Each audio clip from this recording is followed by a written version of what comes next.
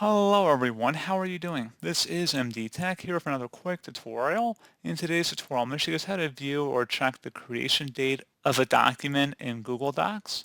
So this should hopefully be a pretty straightforward process here, guys. And without further ado, let's go ahead and jump right into it. So all you have to do is select the View tab, and then you want to select where it says Details near the bottom of this list, and then it should tell you exactly when it was created and modified most recently. And since this document was created today, it's not going to tell you the specific date. It just was created today at 12:30. However, if this file is older than today, it will list out the month, day, and year it was created.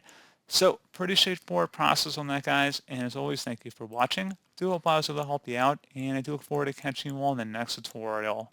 Goodbye.